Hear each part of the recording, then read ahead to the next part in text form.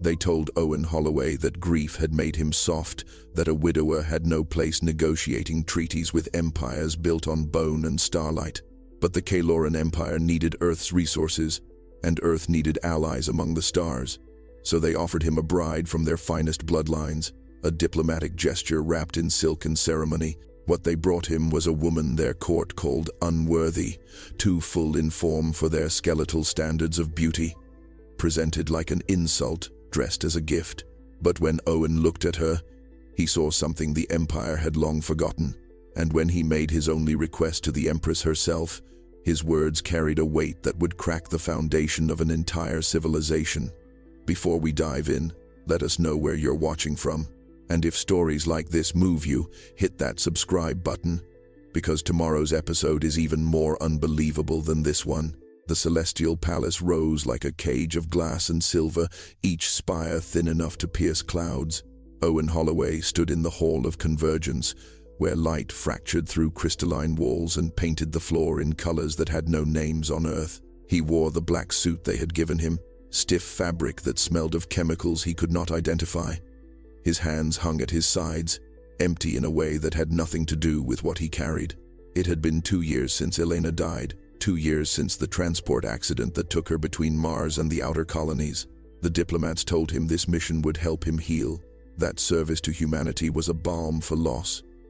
They lied with kind faces, and he let them because the empty house had become unbearable. The Kaelorans needed Earth's water, its minerals, the messy abundance of a planet still wet with life. Earth needed their technology, their star maps, their seat at the table where empires divided the galaxy like bread. And so Owen, a widower with no children and a career in environmental diplomacy, became the offering.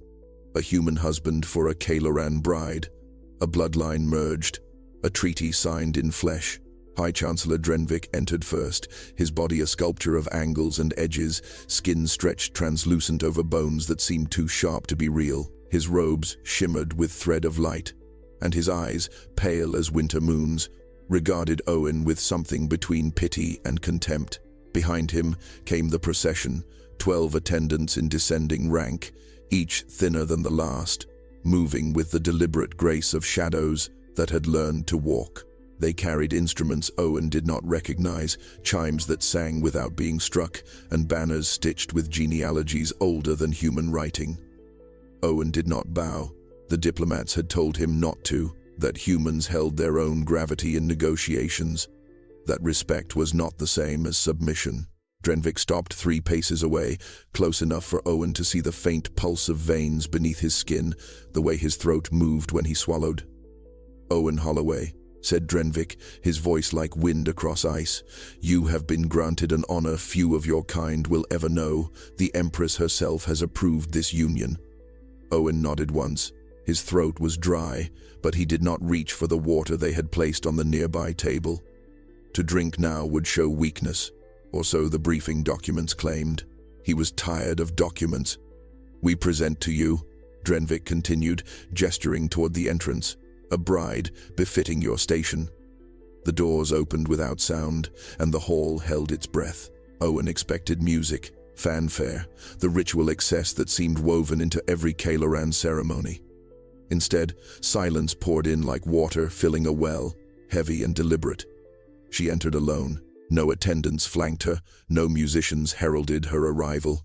She walked across the crystalline floor in a gown of deep violet that moved like oil across water, and with each step, Owen heard the faint whisper of fabric against skin. Her face was lowered, eyes fixed on the ground as if the floor held secrets only she could read. The Kaelorans around him shifted, a subtle rustling of robes, and Owen caught the edge of a smirk on Drenvik's thin lips. She was not thin. Not by their standards, not by the skeletal aesthetics that governed their empire. Her body carried weight, soft curves that filled the gown, hips that moved with an earthly gravity the Kaelorans had bred out of themselves generations ago. Her arms, bare from the elbow down, were full and strong. Her shoulders, rounded and human in their shape, did not apologize for the space they occupied. She stopped 10 paces away, and for the first time, Owen saw her face. lavender skin, smooth as river stones, stretched over features that would have been called beautiful on any human world. Her eyes, large and dark as deep water, remained downcast. Her hair, black, shot through with silver, was bound in a braid that fell across one shoulder. She did not look at him. Behind Owen, one of the attendants whispered something in their language, a phrase that hissed and clicked. Another laughed, a sound like glass breaking in a distant room. Drenvik stepped forward, his voice carrying the tone of a man presenting a gift he knew to be flawed. "This is Sarai, of the Outer Reaches bloodline. She has been chosen for you, Owen Holloway, as a bride suitable to your station." The words landed like stones. Suitable to your station, not suitable to theirs, not worthy of their halls, their banquets, their carefully curated lineages. Owen had spent enough time in diplomatic circles to recognize an insult wrapped in protocol. They were giving him their unwanted, their outcast, the woman their society had deemed too full, too heavy, too much. They expected him to be disappointed, perhaps even outraged. They expected him to see what they saw, a failure of their beauty, a body that defied their worship of absence. Owen looked at Sarai, at the way she held herself still as carved stone, at the tension in her shoulders that spoke of a lifetime spent trying to be smaller. He thought of Elena, the way she laughed with her whole body, the softness of her embrace, the weight of her hand in his. He thought of how the Kaelorans moved like ghosts, untouchable and cold, beautiful in the way ice is beautiful, distant and fragile. And he thought of home. Owen took a step forward, and the attendants behind him stiffened. Protocol dictated he wait, that the bride approach him, that the ritual unfold in its prescribed sequence. He did not care. He closed the distance between them in 4 steady strides, his shoes clicking against the crystalline floor, each step deliberate as a heartbeat. Sarai's eyes lifted for the first time, dark and wide, and Owen saw the fear there, the resignation, the weight of knowing she had been given away as punishment disguised as honor. She expected cruelty, or worse, indifference. He stopped an arm's length away, close enough to see the faint silver markings along her collarbone, patterns that shimmered like frost under moonlight, close enough to hear her breath, shallow and careful. He did not touch her. Not yet. That would come if she allowed it, and only then. Instead, he spoke, his voice low enough that only she could hear. Words meant for her alone in a room full of people who had already decided her worth. "My name is Owen," he said, "and I think you are beautiful." Her breath caught. It was a small sound, barely a whisper of air, but Owen heard it. He saw the way her eyes searched his face, looking for the lie, the mockery, the trap that surely hid beneath his words. She found none. Behind them, Drenvik cleared his throat, a sharp sound meant to restore order. "The ceremony will now proceed according to the covenants established between our worlds. The bride will be presented, the terms will be read, and the sealing will commence at the appointed hour."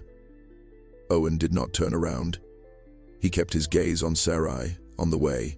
Her hands trembled slightly at her sides, fingers curling and uncurling, as if deciding whether to reach for something or pull away.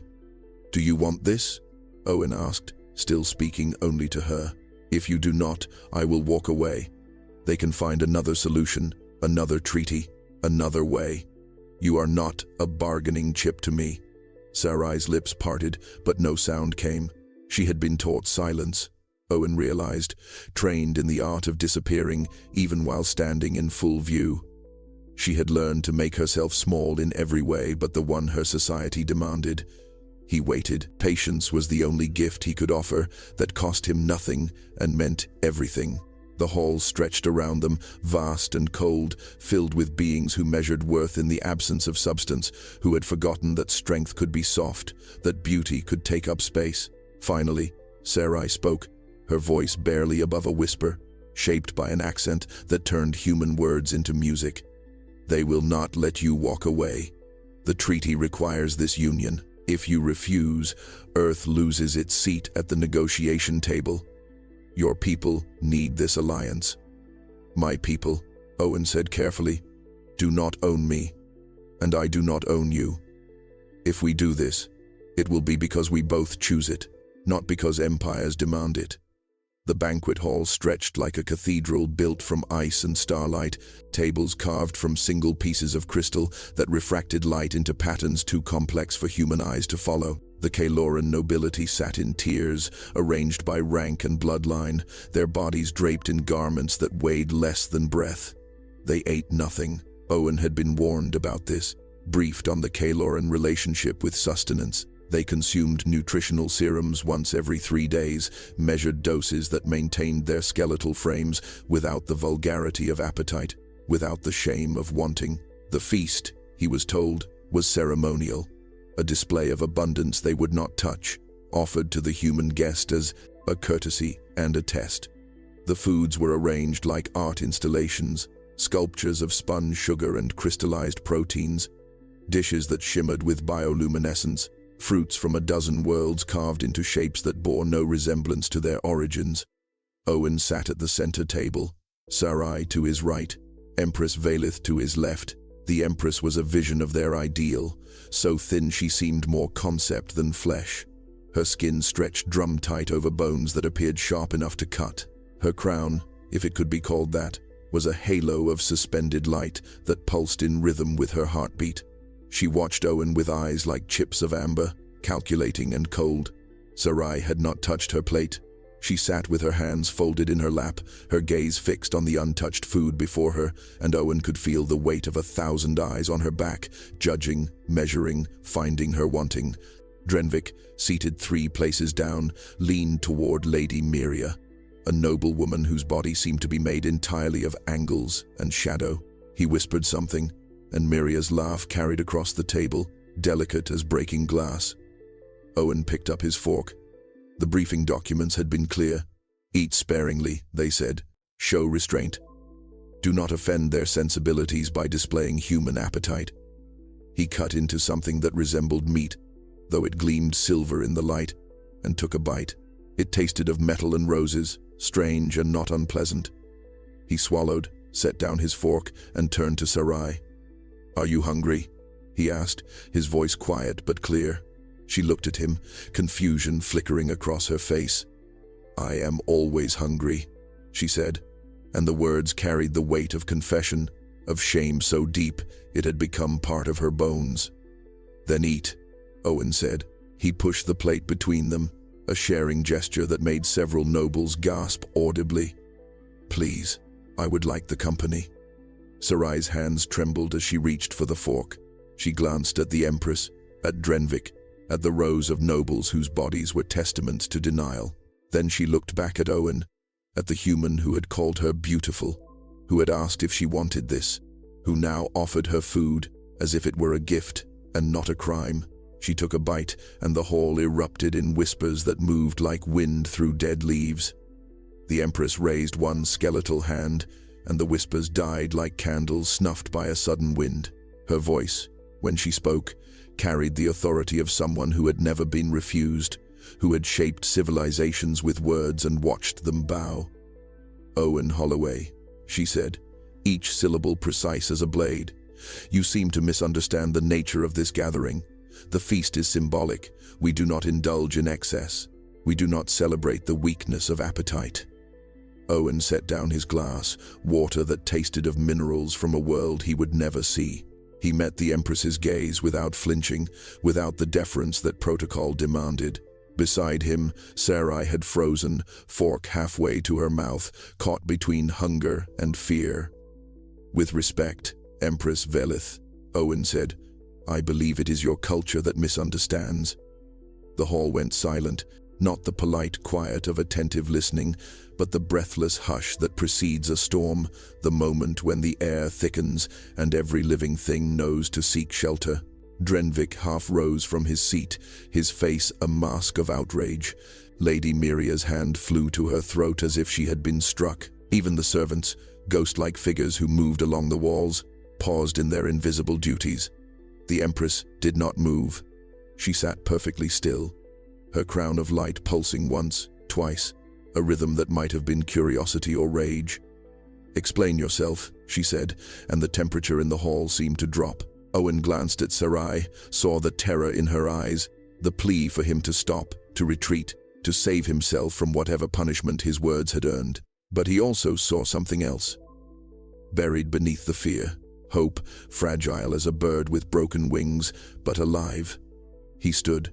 The chair scraped against crystal, a sound like thunder in the frozen silence. "You brought me here to seal a treaty," Owen said, his voice steady, carrying to every corner of the vast hall.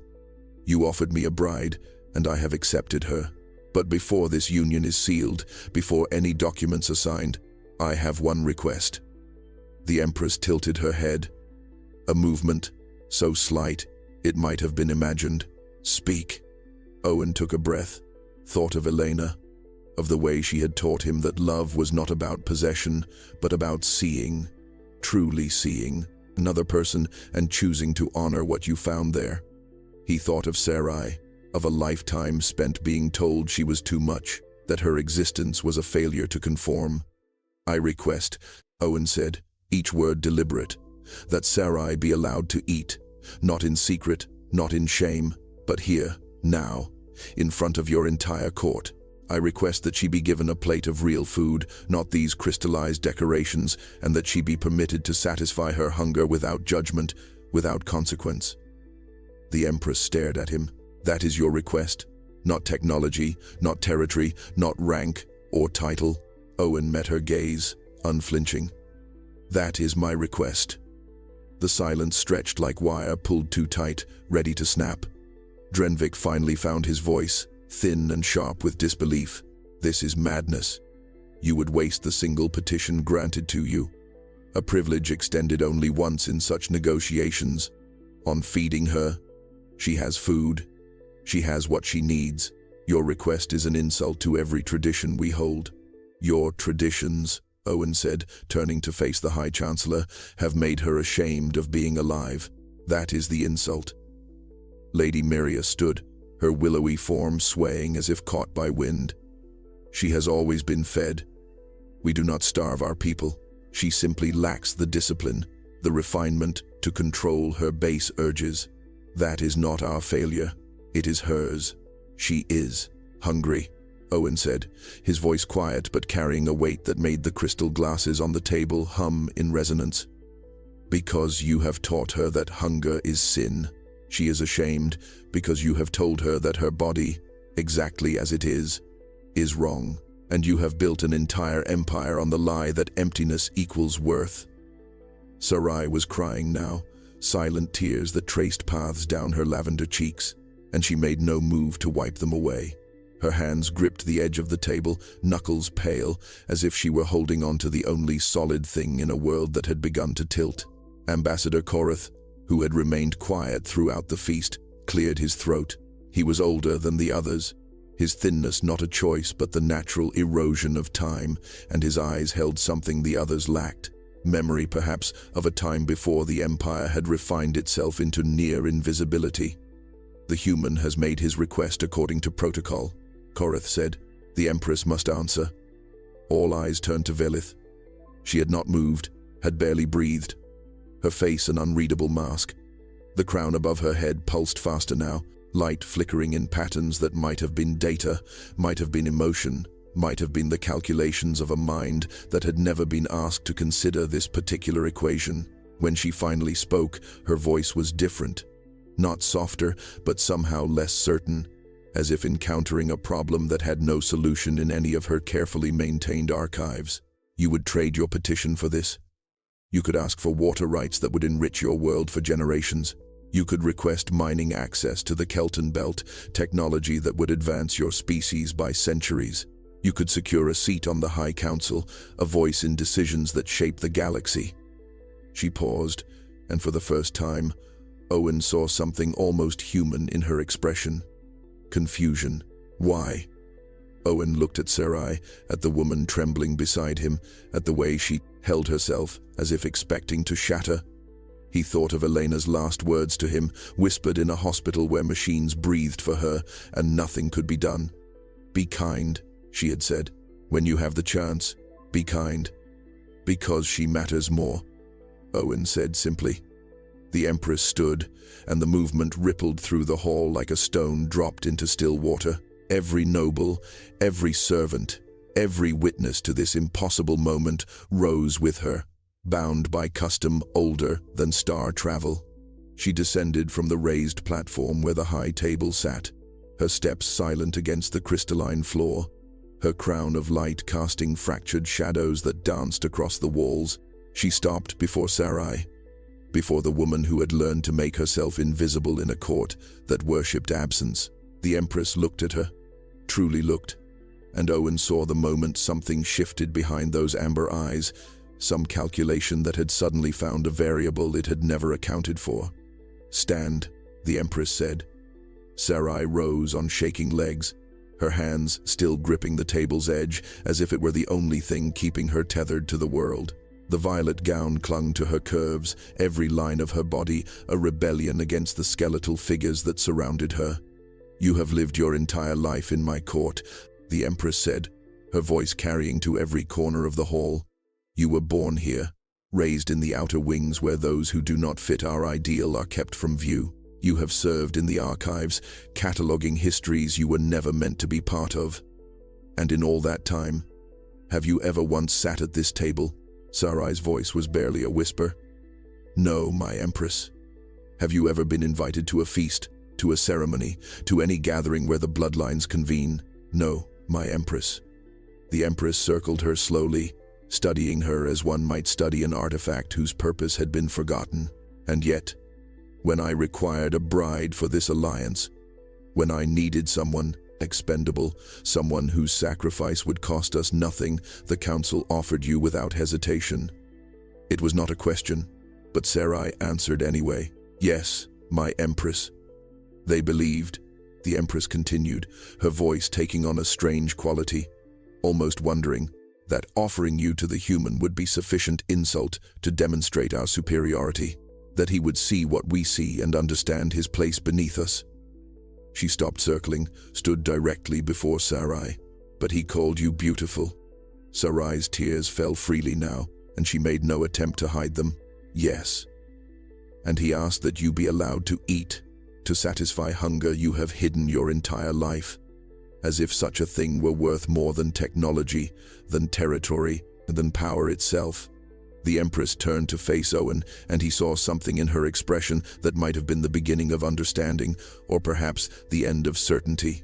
"I have ruled for 347 years, she said. "I have expanded our empire across 12 systems. I have negotiated treaties with 100 species, and not once has anyone made a request like yours."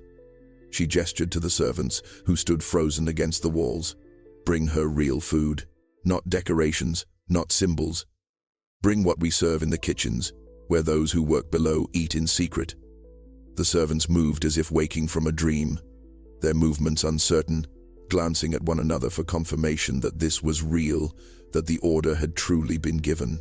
They disappeared through doorways hidden in the crystalline walls and returned carrying trays that steamed and smelled of spices, of cooking that required heat and time and the kind of attention no Kaeloran noble would ever acknowledge. Roasted vegetables from the hydroponics gardens, grains cooked in broths that had simmered for hours, proteins seasoned with herbs grown in secret by those who still remembered taste. They placed the dishes before Sarai, a feast within a feast, real and honest and unadorned by the artistic pretensions that decorated the rest of the table. The nobles watched in horror and fascination, unable to look away from what they had been taught to despise. Sarai stared at the food as if it might vanish, as if this were a test designed to trap her, to give her hope before snatching it away. Her hands hovered above the plate, trembling. "Eat," the Empress said, and it was not quite a command, not quite permission, but something caught between the two. "Let us see what it is our human guest finds so worthy of sacrifice." Sarai picked up the fork, and Owen saw her hand shake so badly she nearly dropped it. She speared a piece of roasted vegetable, brought it to her lips, and closed her eyes as she took the first bite. The sound she made was small, almost a whimper. Relief and pleasure and grief woven together. She chewed slowly, as if trying to memorize the taste, the texture, the simple reality of satisfying hunger without shame. Then she took another bite, and with each one, she seemed to become more solid, more present, as if she were materializing from shadow into substance. The hall watched in absolute silence. Lady Miria had gone pale, if such a thing were possible for someone already translucent. Drenvik's face was a mask of disgust and something else, something that might have been envy for a pleasure he had denied himself so long he no longer remembered its shape. Ambassador Korith watched with eyes that gleamed wet in the fractured light. Owen did not watch the nobles. He watched Sarai, the way color rose in her cheeks, the way her shoulders relaxed, the way she became, with each bite, a little more herself. When she finally set down her fork, the plate half empty, she looked at him with an expression that broke his heart and healed it in the same breath. "Thank you," she whispered. The Empress returned to her seat, her movements slow, deliberate. She sat in silence for a long moment, her crown pulsing in patterns Owen could not decipher. When she spoke, her voice carried a weight it had not held before, the sound of a ruler confronting a truth that undermined everything she had built. "I have lived 3 centuries believing that beauty required absence, that strength meant denial, that worth was measured by what we could refuse to need." The Empress continued, her voice steady but carrying an undercurrent of something that might have been doubt, or perhaps the first tremor of transformation. "We refined ourselves across generations, bred for thinness, taught our children that hunger was weakness and abundance was vulgarity. We looked at species like yours, Owen Holloway, with your soft bodies and your appetites, and we believed ourselves superior, evolved beyond such base concerns." She gestured to the assembled nobles, to the rows of skeletal figures draped in expensive fabric that could not hide how little remained beneath. "We created a hierarchy of absence. The thinner you became, the higher you rose. We turned starvation into status and called it civilization." Drenvik stood abruptly, his voice sharp with desperation. "My Empress, we cannot let the words of one human undo millennia of culture. Our way has made us strong, has given us an empire that spans—" "An empire," the Empress interrupted, and her voice cut like a blade through silk, "built on the suffering of those we deemed unworthy because they could not, or would not, starve themselves into our approval." She looked at Sarai, who sat frozen, afraid to move, afraid to hope. "How many are there like you, hidden in the outer wings, cataloging our histories, maintaining our systems, doing the work we pretend does not exist because it requires bodies strong enough to perform it?" Sarai's voice was quiet, but clear. "Thousands, my Empress, perhaps tens of thousands across all the core worlds." The number fell into the hall like a stone into a well, the impact delayed but inevitable. Lady Miria sank back into her seat, her hand pressed to her chest as if she could feel something cracking beneath the bone. Ambassador Korith closed his eyes, and a single tear traced a path down his hollow cheek. Owen watched the realization move through the assembled nobles like a wave. They had built their entire society on exclusion, on the elevation of an ideal so narrow that most of their own people could not fit through its gate. They had created a ruling class that was literally disappearing. Bodies so refined they bordered on transparent, while those with strength, with substance, with the ability to do the work that kept their empire functioning, were hidden away like shameful secrets. The human made a request, the Empress said, turning to Owen, "and I will grant it. But not just for one meal, not just for tonight." She raised her voice so it carried to every corner of the vast hall, to the servants pressed against the walls, to the nobles whose world was tilting beneath them. "From this day forward, hunger will no longer be a crime in the Kaeloran Empire. Those who have been hidden will be brought into the light. Those who have been shamed for their bodies will be honored for their strength. We will rewrite our standards, not because a human demanded it, but because we have been lying to ourselves for so long we forgot what truth looked like." She turned back to Owen and Sarai. "You will be married, as the treaty requires, but not as an insult and a sacrifice." The wedding took place 3 days later, not in the celestial palace with its cold crystalline walls, but in the gardens of the outer wings, where those who had been hidden lived and worked away from the scrutinizing eyes of the court. The space was smaller, humbler, but it bloomed with colors the nobles had never seen. flowers tended by hands that knew the value of growth, of things that took up space and thrived.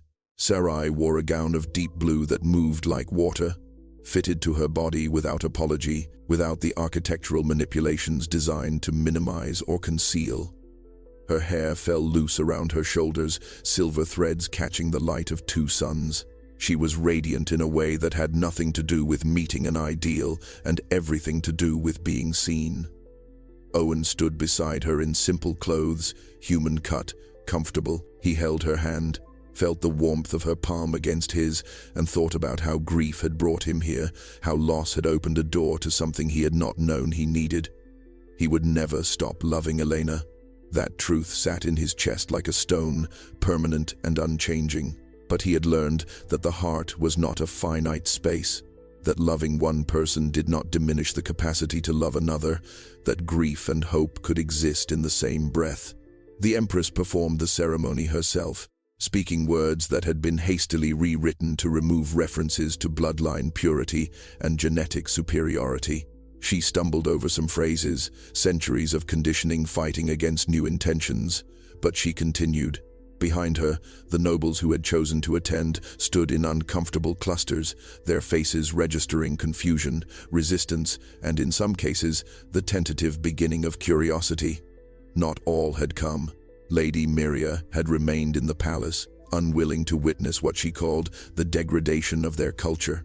Drenvik had resigned his position and retreated to the archive vaults, where he could surround himself with records of a past that no longer existed in quite the same way. But Ambassador Korith was there, and with him dozens of others who had served in the shadows, whose bodies had never fit the ideal, who had spent lifetimes being told they were not enough.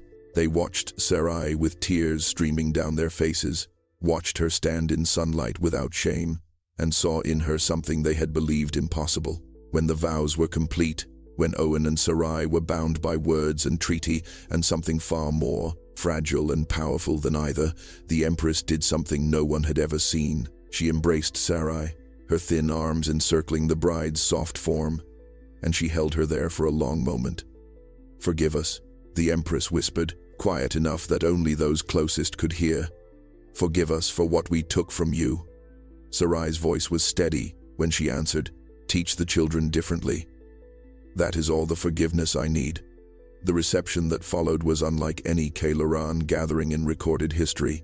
There was food, real and abundant, and for the first time in generations, nobles ate alongside servants, hesitant at first, then with growing courage.